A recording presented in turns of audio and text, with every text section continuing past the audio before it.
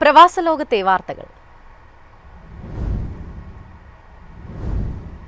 India-China ബന്ധം കൂടുതൽ ശക്തമാകുന്നു. ഇരു രാജ്യങ്ങളും നേരിട്ടുള്ള വിമാന സർവീസുകൾ പുനഃസ്ഥാപിക്കുന്നതിന് തീരുമാനമായി.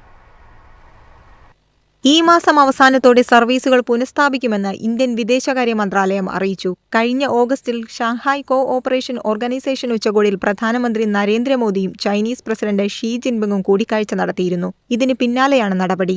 ഇരു രാജ്യങ്ങളുടെയും വ്യോമയാന ഉദ്യോഗസ്ഥർ തമ്മിലുള്ള സാങ്കേതിക തലത്തിലുള്ള ചർച്ചകൾ ഈ വർഷം ആദ്യം മുതൽ നടക്കുന്നുണ്ടായിരുന്നു. നേരിട്ടുള്ള വിമാന സർവീസ്, പുതുക്കിയ വ്യോമസേവന കരാർ എന്നിവയിലൂന്നിയായിരുന്നു പ്രധാന ചർച്ചകൾ. പുതിയ കരാർ പ്രകാരം ഇന്ത്യയിൽ നിന്നും ചൈനയിൽ നിന്നും വിമാന കമ്പനികൾക്ക് അനുവദിച്ച പോയിന്റുകളിൽ നിന്നും സർവീസുകൾ നടത്താം.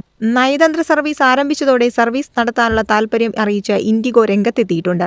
5 വർഷത്തിനു ശേഷമാണ് ഇന്ത്യയിൽ നിന്നും ചൈനയിലേക്കും തിരിച്ചും നേരിട്ടുള്ള വിമാന സർവീസ് പുനഃസ്ഥാപിക്കുന്നത്. കോവിഡിന് ശേഷമാണ് ഇരു രാജ്യങ്ങളും തമ്മിലുള്ള നേരിട്ടുള്ള വിമാന സർവീസുകൾ നിർത്തിയത്. News desk Myfin TV. അബുദാബിയിലും ട്രാം വരുന്നു. 600 പേർക്ക് യാത്ര ചെയ്യാം. പ്രധാന നഗരങ്ങളെ ബന്ധിപ്പിച്ചിട്ടാണ് ട്രാം സർവീസ് ആരംഭിക്കുന്നത്. ദുബായ്ക്ക് പിന്നാലെ ട്രാം സർവീസ് അബുദാബിയിലും വരുന്നു. സായിദ് രാജ്യാന്തര വിമാനത്താവളം, Yas Island, Al Raha, Khalifa city എന്നിവിടങ്ങളെ ബന്ധിപ്പിച്ചാകും ട്രാം സർവീസ്. 3 ഘട്ടമായി നിർമ്മിക്കുന്ന ട്രാമിലെ ആദ്യഘട്ടം യാസ് ഐലൻഡിലെ യാസ് ഗേറ്റ് വേയിൽ നിന്നും ആരംഭിച്ച് ദ്വീപിലെ വിവിധ വിനോദസഞ്ചാര കേന്ദ്രങ്ങളായ Ferrari World, Yas Marina circuit, Yas Bay തുടങ്ങിയവയെ ബന്ധിപ്പിക്കും. 600 പേർക്ക് ഇതിൽ യാത്ര ചെയ്യാം. News desk Myfin TV. Saudi Airlines വിമാനയാത്രക്കാർക്ക് വീട്ടിലിരുന്ന് ചെക്ക് ഇൻ ചെയ്യാം. വിമാനത്താവളത്തിലെ നടപടിക്രമങ്ങൾ ലളിതമാക്കുകയാണ് ലക്ഷ്യം.